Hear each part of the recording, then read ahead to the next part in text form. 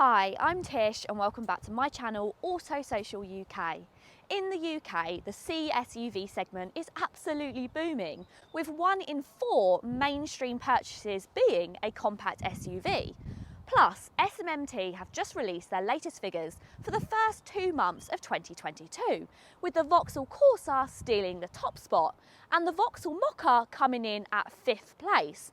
Now that is a really powerful position for Stellantis, with Vauxhall taking all of the top spots, and a great time to launch the all-new Grandland. This takes all of the new styling that Stellantis are going with their new Vauxhall designs, combining it with the existing practicality. And I think it's a seriously strong offer. Vauxhall has plans to accelerate their electrification, hopefully becoming a fully electric car brand by 2028. However, whereas we saw a fully electric Mokka, we won't be seeing a fully electric Grandland. It'll be launching as a petrol, a diesel, and as it previously seen, as a plug-in hybrid, which can travel for up to 39 miles in fully electric by WLTP standards. The new Grandland features the brand new visor front end, which was actually first launched on the 2018 concept GTX car, but then was officially launched on the Mokka and also the Crossland. And in the future, we'll also be seeing it on the other products like the Astra. It really does give this car a much more bold and stylish design from what once was a bit of a cumbersome SUV. I really am a massive fan of this new front end. I really like the way it's framed with the chrome detailing, and down the bottom you've got a bit of silver plastic. Now, hate or love plastic, it does feature quite a clever design, and that's as the sun shines, it'll actually bounce light onto these grooves here, giving it an almost chrome tipped detail, which I really love. The headlights feature the brand's LED light signature, which is in this wing design. From standard, you get eco LED lights. However, if you go for the top spec ultimate car, then you'll actually get IntelliLux lights, which are made up of 168 LED lights, which will essentially turn off and on in all different situations to light up various parts of the road. For instance, if you're driving on the motorway, they'll light up the whole left side where the cars are not, and they won't dazzle the drivers on the right to give you the best possible view at night time. From standard, you get 17-inch chrome wheels on the bottom spec car. Go up to the GS line and you'll get some sporty 18-inch gloss black wheels. If you go up to the top spec, then you get these 19-inch two-tone design. It comes available in 5 different colours, which might be a little bit limited for some customers, and it's a real shame that there's no mamba green that you get on the Mokka, or no bright yellow that we're seeing on some of the teasers for the new Astra. However, all 5 colours are quite nice. You get a white, a black, a silver, a red, and this fantastic blue. If you go for the entry-level car, there is a little bit more of extended trim in a matte plastic kind of colour. Go for the GS line and things become a little bit more sporty. You get some black roof rails and that becomes a gloss black. If you go for this top spec ultimate, then that becomes body coloured, and I really love this and think it makes it look much sleeker. Almost a lot better than even on the Mokka, where you have the bar that runs along the middle of the car. You also have the option to have a black roof and matching wing mirrors. Around the back, and that LED light design is mirrored into the rear lights, but this time with a double wing effect. And of course, like most new cars nowadays, Grandland is spelled out across the tailgate. It's not a bad looking rear of the car. The only thing that's offending me is that bottom diffuser with the false tailpipe housings. But let's face it, everybody's doing it nowadays, so we can't quite penalise Vauxhall. The boot latch is actually here, which is a little bit higher up than on the Mokka, so that's not too bad and it shouldn't get too dirty.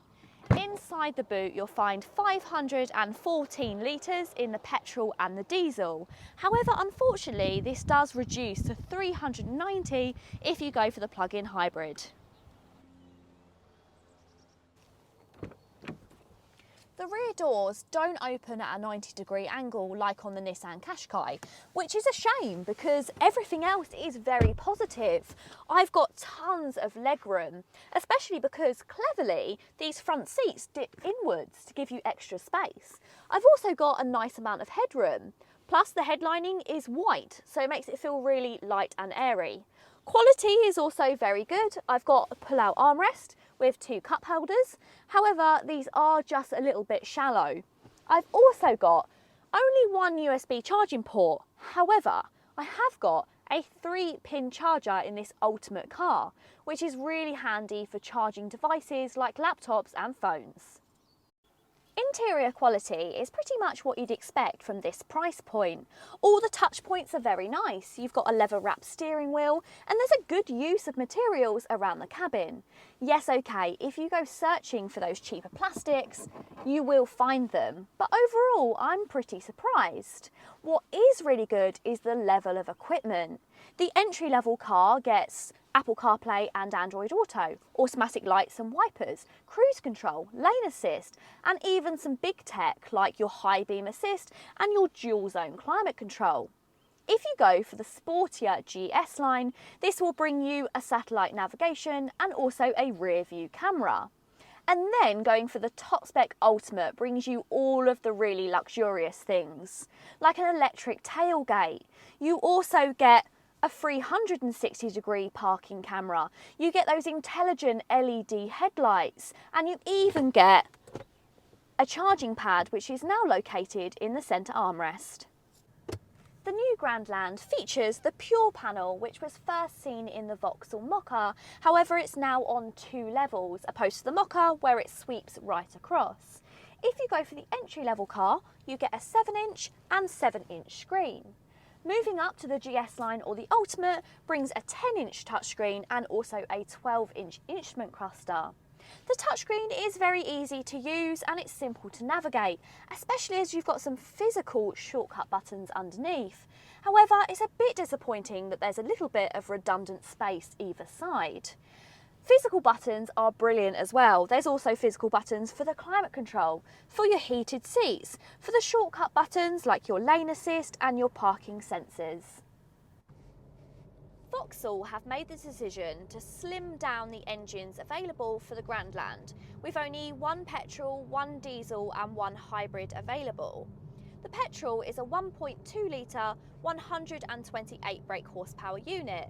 The diesel gets the same amount of power but out of a 1.5, and the hybrid is a plug-in with 222 brake horsepower and 39 miles of claimed electric WLTP range. So realistically more like 30. But you have to be noted that that 222 brake horsepower is only available when the petrol and the electric is combined. Run out of electric and it's no real faster than the petrol or the diesel models. So realistically, you do need to only go for the hybrid model if you are doing low mileage. Vauxhall used to do a more powerful unit for the Grandland, which was around 150 brake horsepower. And the decision to scrap this might be a little bit controversial and could put potential buyers off. To be honest, I think that this engine, the 128, is more than enough for most people. But some buyers that need a bit more power out of their family car might find that thrum from underfoot when you push it hard just a little bit tiresome. The entry-level petrol comes with a manual gearbox, or you can pay to upgrade to the automatic. If you go for the diesel or the hybrid cars, then they come with an automatic gearbox only, but that's not particularly a bad thing. The automatic is what I would try to opt for. The manual isn't bad, it's just slightly notchy and not the smoothest. Fun and engaging are not normally words I'd use to describe a compact SUV. Yeah, I'm not going to use them today either. But all jokes aside, the Grandland, it isn't too bad. It does exactly what it says it will do on the tin. It's a great family car. For 90% of journeys, it's more than comfortable. And as long as you don't thrash that engine too hard, it's relatively quiet as well. Yes, the steering is not particularly well weighted and it's not all that sharp. And if you throw it around the back roads, it will start to body roll quite a lot and your rear passengers might need a couple of sick bags. But actually, if you treat this car as exactly what it's supposed to be used for, and that is a commuting family car, then it's brilliant. Safety specification is very good. Even the entry-level cars get cruise control, anti-collision warning and even lane assist. Stepping up the models will get you things like blind spot sensors and rear cross traffic alert, adaptive cruise control. You can even opt to have night vision, which uses infrared sensors and also heat mapping, so you can check that nothing is hiding in the darkness. Prices for the all-new Grandland start at just over £25,500, which when you compare it to other cars in this class is actually pretty competitive. The model that I would go for is the sporty GS line with the petrol engine and the automatic gearbox to avoid that notchy manual. And when you compare this to other trim levels in, say, the Kia Sportage or the Nissan Qashqai, it actually looks really competitive, undercutting those by around £1,000. It's also great news that the plug-in hybrid has had quite a price cut. Before it sat above the £40,000 mark, and now it sits under, which is going to be great news for company car drivers. But let me know, do you think Vauxhall have done enough to make this car competitive to other cars in its class? Or do you think there's something else you'd go for? Let me know in the comments below. If you have enjoyed this video, please go ahead and give it a massive thumbs up. And if you want to see more videos from me on Auto Social UK, then make sure you subscribe to the channel. Until next time guys, see you later.